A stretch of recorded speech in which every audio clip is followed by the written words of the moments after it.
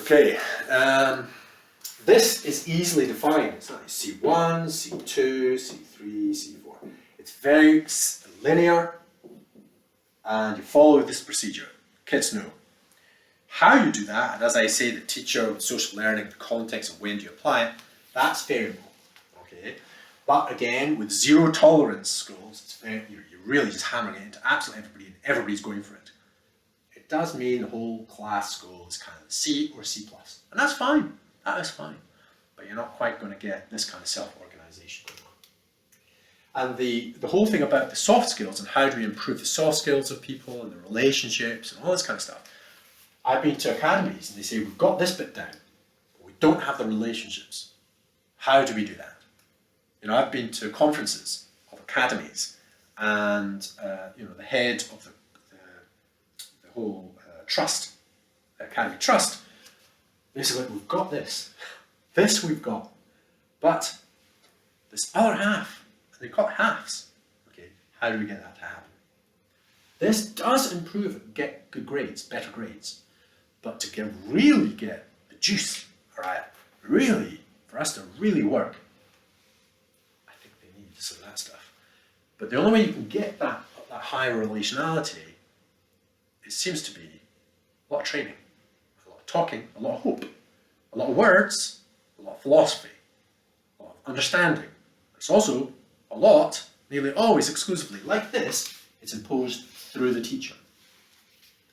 But you can't do that relationally. It just doesn't make any sense. I mean, to anybody. Okay, if you've got two people, you can impose this structure upon another person. Okay, so the teacher can say, right, if you do this, right, if you keep on doing that, if you keep on doing that, right. But how do you form the relationship? How do we form this relationship? How do we form this relationship? You can't force the other person to have that relationship. It's impossible. It has to be built kind of both ways. There has to be intentionality. And so, we'll look towards maths. Oh yeah, okay, good. And that does work. Consequences, Kid goes, okay, I actually enjoy class. Oh, I don't know about the teacher, or maybe there's a respect for the teacher because of the control of the class, but actually it becomes because it's related to the maths or the English. And then there's that misunderstanding that students have, which is, I like the subject because of the teacher. Kind of true. There's a relationship of liking the teacher because they're liking the subject. But it's partly because this discipline issue in the background. Partly. What I'm saying is that, yes, but that's a separate thing. To like a person, to like the subject, probably separate. Okay? And that, it's not separate. We can differentiate those. Okay? Make distinction. No, it's not an intellectual distinction. It's that there are aspects of our being, okay, that gets this mixed up. And if we can kind of discern the difference, and I think that's what ABC does. It says basically, relationships, guys, we're all in these classes, we're all different people, blah, blah, blah, blah, blah. Okay, the topics and the subject, that's different. You might like this, you might not like that. And we want the people that actually do enjoy that subject to really enjoy that. So let's just sit back, let those people enjoy it. Kind of watch them enjoy it, enjoy it. Might not enjoy it that much, but don't prevent them from enjoying it. So that they will do the same for you. So when you're doing your PE or you're doing your craft work or whatever it is, another person who really just sits there abstract, doesn't want to be sitting there doing football, won't disrupt your playing football, okay? And so, it's all, give and take. Social relationships are important, right? It's acknowledged in the system, it's acknowledged academically, but there's no simple method. There is no equivalent. There is no equivalent simple procedure to get from B to A, from C to A even. There is no simple procedure to develop relationships as implemented through the teacher. It's an impossible task, I think. I mean, you can give guidance, you can give help, of course, but basically, it's this thing. It's the whole class. And what I'm suggesting is that, therefore, the solution is you want to have something as simple as this, but not implemented through the teacher. That's what ABC is. It's basically implemented conditionally on the students. If it's a C class, we're stuck here, fine. Okay, but this teacher can still demonstrate this other thing. They still have to do a lot of this, but they're demonstrating they want to do this other stuff. And then when you're into the B state, then the teacher's demonstrating how to be a human being. Certainly, for an A, should be. They might not have the skills. However, they can learn, just like the kids. Okay. So, beautiful potential. We want something as simple as that, and that's what the ABC is. This structure itself is the equivalent of C1, C2, C3, the consequent system. Okay. All the words of expectations. No, that's like that. Expectations. Oh, by control by adults and so on. No. This is self-evidently true. Okay, relationships, self-evidently true. Kids have a relationship with their parents, with their friends, and so on and so forth. It is not a knowledge thing. It is not information being sent to them. It is a matter of bringing out the qualities that we have as human beings, and it is self-evidently true that we can organize ourselves in A class, and for students to believe that they are, to demonstrate that they are, to benefit from the fact that they're actually cooperating, collaborating well. I never taught collaboration skills directly. I think that's a mistake. You cannot teach collaborative skills directly. I think I'm starting to see in articles, very recent articles, to do with preparing for collaboration. So you prepare mentally for collaborative states. Because if you prepare and the other people prepare and you're all preparing, you're creating the conditions for an A state. Okay, it's a unilateral thing that one does, and if other people are doing the same thing, oh look, we have this higher state. Okay, it's not that you're working on collaboration. You're working on yourself so that interesting activities occur, and that requires us to engage, and it forms and it builds continuously as it goes forwards. And of course, then you might have a lesson or a couple of hints or something. So, well, you might want to do this. It's an adult coming in and saying, well, you might want to try that. You might want to try this. These training sessions that the teachers have. Yes, okay, but it's going to fit in a lot better if you have A/B classes. Okay, it's not really training. It's more like hints and guides. Or give this a go. Give this activity a go. Try it. Let the kids do this. See what happens. Blah, blah, blah, and then give them some feedback. Right. So that is the problem in education just now, is that there is no equivalent ABC state. I developed this in practice, and in theory, even theory, we don't have this. Nobody's come up with this. All right, it's very simple, and that's what my PhD was meant to be on. And I've had difficulty trying to put this point across. It's for some reason it's quite tricky. I might go into that at some other point. So the aim of the PhD, so my PhD was to basically explain that low-level disruption is not a failure of this. It is not a failure of the teacher to impose this. The reason why there's low-level disruption is because they're doing this, trying to do this, but they're doing it badly. They're doing it only in small groups, not as opposed to a whole class. But if they were empowered to do it collectively, appropriately, then it's a B and an A state. Okay? All the social stuff is actually a good thing. It's just at the wrong time. And timing is the issue, not the actual thing. Now, why? Okay, we've got a little bit of time for those people who are interested. Why? What is the structure of this that makes sense? Now, I was, or I am, currently while I'm recording this, but probably pretty soon not going to be doing a PhD in this department. It's information systems. Now, if I went to, I basically wrote my proposal and sent it to a couple of people, not too many, because I'm terrible at finding things. I'm not very good at interacting with institutions. And the one that did, and it was a person basically, it's a person in an institution. And this person invited me in, gave me a couple of questions, I answered them, helped me provide the PhD proposal, then went to speak to them to do an interview. We had talked about it and they agreed to invite me in to do a PhD. However, the first time that I went in there, they said, no, you can't study this. And the reason why is because you didn't come up with it during the PhD. Okay, so this took me years, all right? This philosophy, the practices, and everything else, and I came up with this, and I think it's a Gordian solution for education. You can't study that. Okay, I have to find certain things in academia. I was like, okay, and I haven't found anything. I mean, it took me 3 months. I read 700 articles, sorted out a lot more, came down to 700, and maybe in another video I'll go through. If we want to, I might go through this list. We'll see. All right. It's just basically academia is fractured. It's just got lots of departments and lots of different disciplines, and they're all looking at kids in a room. And you can talk about it psychologically. You can talk about positive psychology. You can talk about pathologies. You can talk about the motivation and the structure, and the relationship of self-discipline to efficacy, teacher efficacy, the student efficacy, the self-belief, perceptions of the teachers and the students. You can talk about the motivation. You can talk about teamwork. And I looked around, and it was just like so many different. And I produced a document for my supervisors. It was over 20,000 words, 24,000, and that was a reduced version. Okay, of all these different departments and the disciplines and the organization. I also took organizational theory.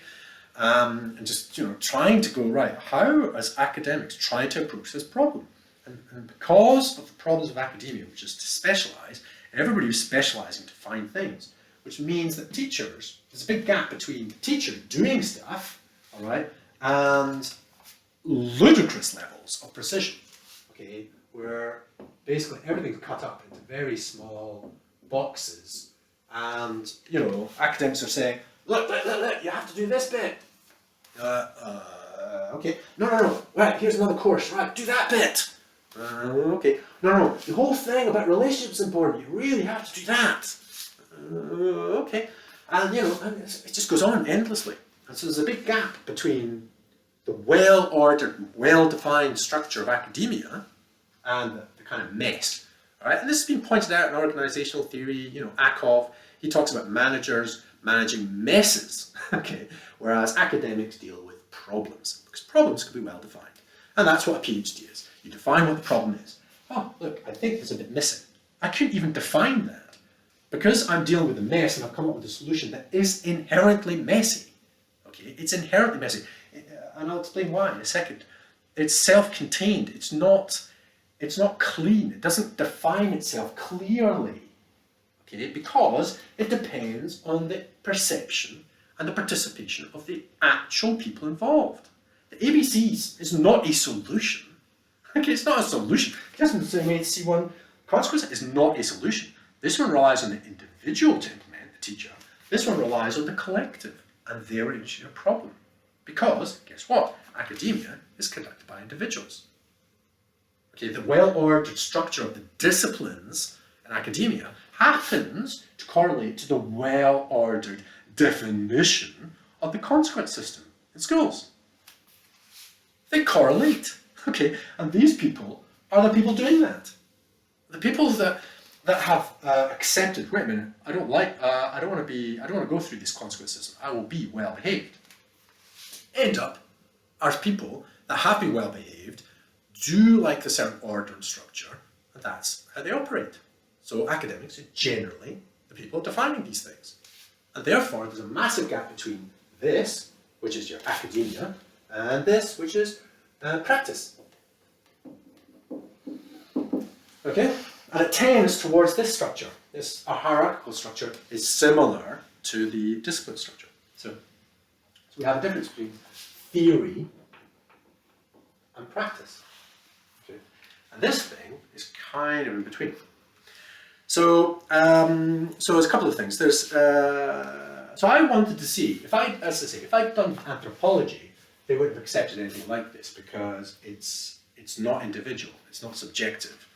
It is an information system. However, it's an information system that is based on subjective perspective.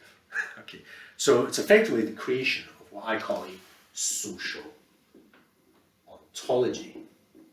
Well, I don't call it, it's just that it is. I mean, there's Bhaskar, various theorists have talked about there being social ontology. And a social ontology is the collective, as far as I can understand. So the social ontology of the number of people that watch this, before and after that, effect of all the people watching this might actually have an effect in society, that would be a social ontology, the being of us. Okay? So the being of all these participants as a thing almost, and it almost does behave like a thing. And I've had classes, A classes are like that. It's almost like you're dealing with a thing. Okay, the whole class, they're all paying attention at the right time, they're doing these activities, and you're kind of interacting, and it's almost like you're dealing with a kind of thing. Okay, not in an awful way, like in a biological thing, like an animal, like a super conscious, like a super intelligent thing. Super as in, not like, you know, well, actually, in a way, yeah, but they're not like super intelligence, but just super organism, like a ants colony and then super colony. It's a bit like that. Supervalence. Okay. So it's like a thing, and anthropologists don't like that. And if you talk about psychologists, they're not really that interested in the sociology, although social psychology kind of is. I'm interested in self-organizing systems. So this structure is like self-organizing, like I talk about in other things to do with murmuration. Okay, what are the mathematical structures to generate the simulation of what it looks like flocking, murmuration of starling, for example? And what we're trying to do is work that out. What's the equivalent of this murmuration socially? Okay, so people have talked about it as a metaphor, but people haven't worked out what are the actual practices. Now, this doesn't define what the practices are, but it does give one aspect of a tool to say, well, it's definitely the relationship with the individual to the collective, but we're dealing with kids, so we can't go too deeply into the psychology. It's not as if the kids understand what's going on.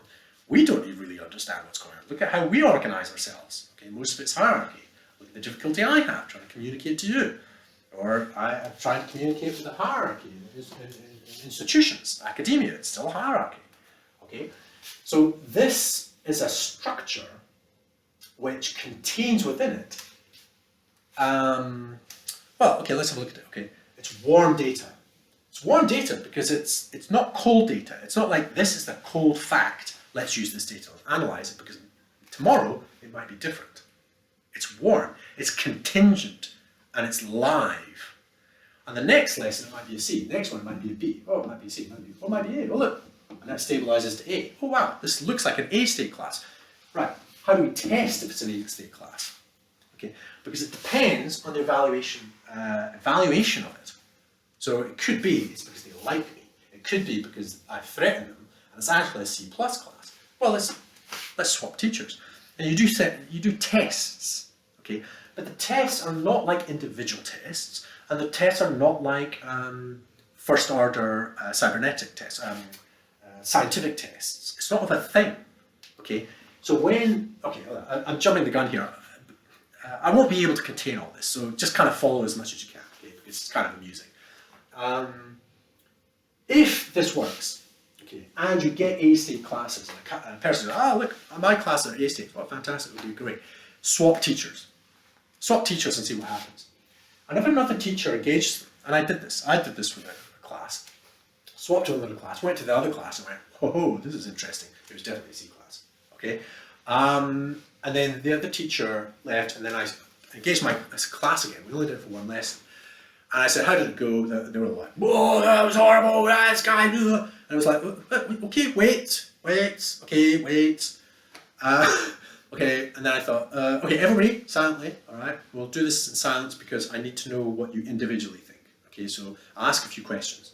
And I just invented some questions.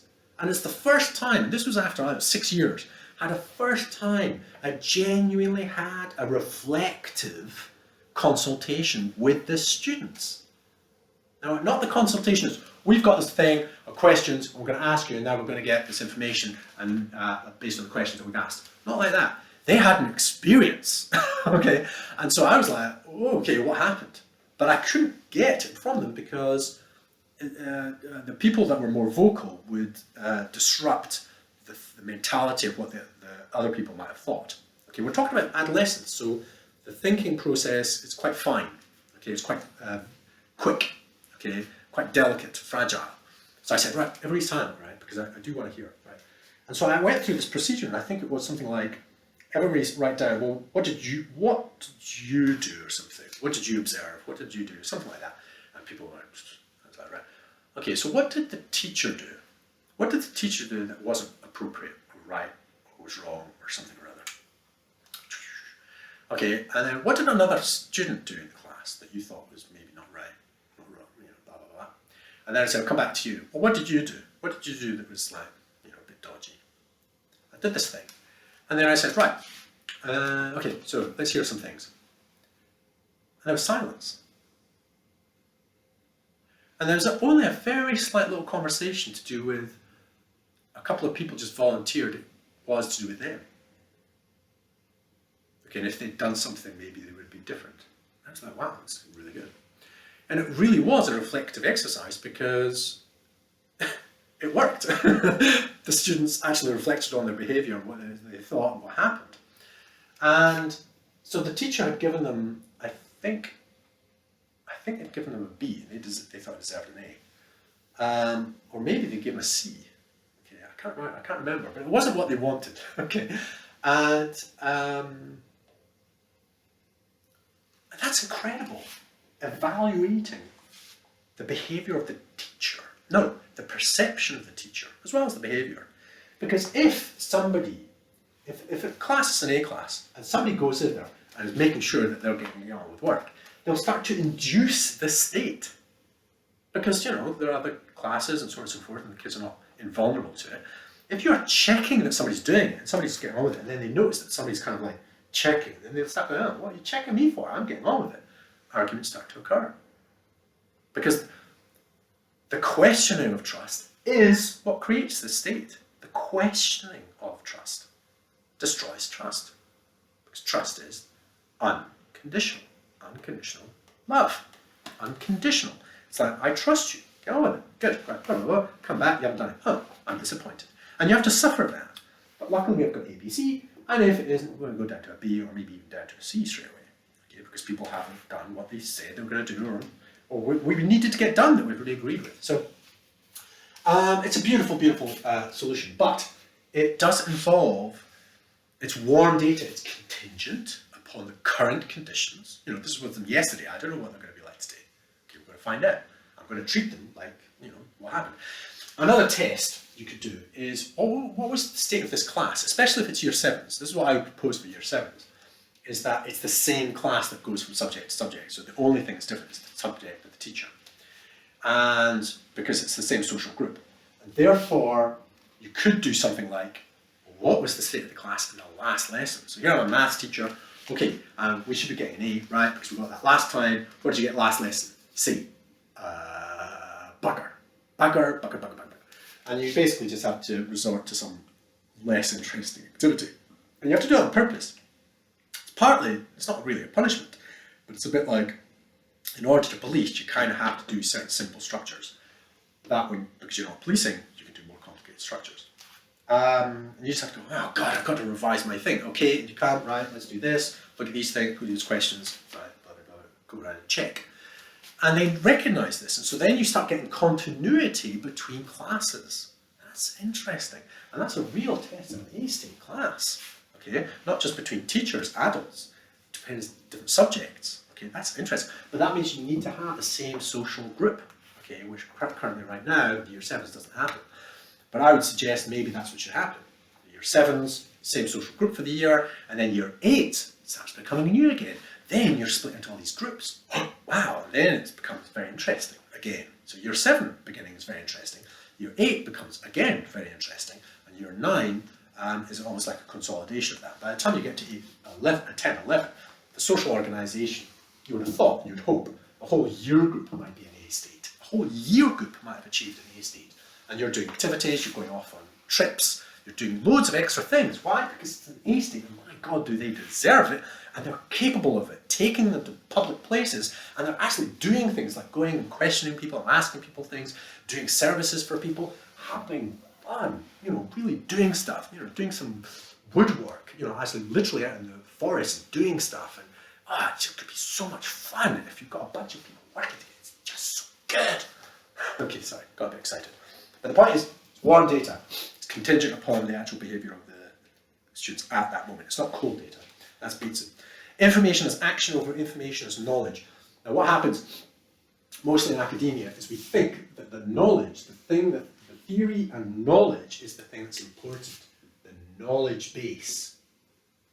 Okay, so we think, and we have a tendency to think that education is, we're going to give knowledge to the students. This is information. Here, look, ABC, this is information for you. Do you get it? Okay, you learn it, right? You understand it? Good. And that's information. It's not. Okay, it's knowledge as action. Not, oh, sorry, that's cool. Okay, so you get, right, I have to go back a little step. There's a thing called data, knowledge, data, information, knowledge, wisdom. And it's a hierarchy or a ladder, okay? D-I-K-W. Or the other way around, wicked. Okay. Well, kind of. Data, and it's this kind of funny theory that people use. It's not a theory, it's like just an acronym that's used. Common in information systems. Data is just like whether it's a 0 or 1. It's one thing or another, it's just the raw data. Information is like, well, if it's a 0, it means no food. If it's a 1, it means, yeah, we've got food today. Okay? Or it's a light that goes on, or it doesn't go on. That's information. Okay, so it's some kind of processing of it. And what they often say is that data to information is like meaning. So we have add meaning. Now, that's okay when we're dealing with objects and information, but what happens if we're dealing with people? What happens if we're dealing with internal states of motivation and intention? Meaning starts becoming a word, the word intention. Then it all starts getting very complicated and academic. And so then these little rules we can define academically. Fine, we can define these things academically. And so we get information. So that's like the consequence, not the consequence, the expectations. We in this school look out for each other. Okay, that's information. Great, you look for each other. Right, do it. That's a bit tricky. That's a bit tricky. How do you do that? Okay, and when? And wisdom is more to do with the timing. Okay, so this is static data. 0s and 1s, static.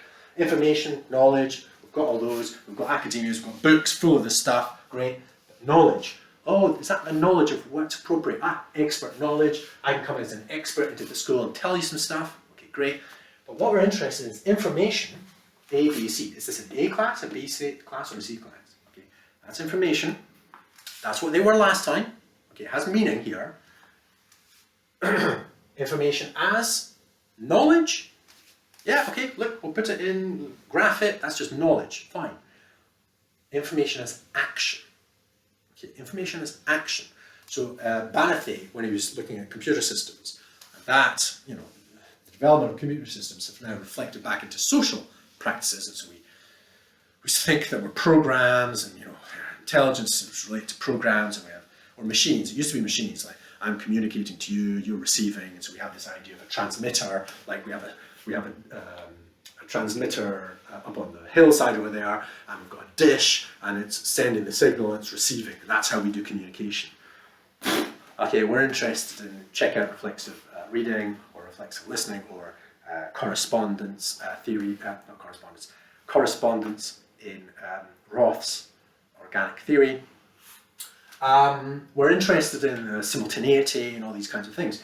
And so, going back to what I just mentioned just now, with Banathy, he was saying information as knowledge is like getting a bit of data and sticking in a computer. So there it is, that's a bit of data in a computer. That's information as knowledge which we can retrieve. And information as action is that 0 or 1 means the transistor sends the electricity one way or another way, depending if it's a 0 or 1. Okay, and that transistor was, you know, transformational for us technically. So that's action. Information is action. So that's the 1, that's the 0. That's an action. So it's not a bit of data that sits somewhere or other. That's it. It's an action. And all of this, all of the stuff that's happening here with social learning and blah blah blah, it's action. It's action that is internal, admittedly, and it's not externalized as a piece of knowledge or a bit of information. Okay, it is a kind of knowledge, but the knowing, like wisdom, like knowing, like I know what is right and wrong. Do you? Do you? Yes, I do. Okay. Oh, prove it. Oh, okay. Well, and then I can come up with some information to demonstrate it, and I can externalize that as a few words. But But that is just a representation of something that I know. I know when I see something, that's not right, that is right. Okay? And the kids know this. They know what's right and what's wrong. Yes, they've got different social backgrounds and so on and so forth, and they've got, what is appropriate, shouting out, making a loud noise, all that kind of stuff might happen at home. It doesn't really work if you're in a group, people get drowned out, and that's not really fair. Okay? And they know this, all right? They've been through primary school, they know what's fair and not fair. Okay? It's to do with action. Information as action. So ABC, does it help us improve our action? And this is internal. The A state is only possible if people not internalize, that's like getting something from outside to go in. They exercise their internal state and sensibility. So I'm just going to continue just a little bit longer.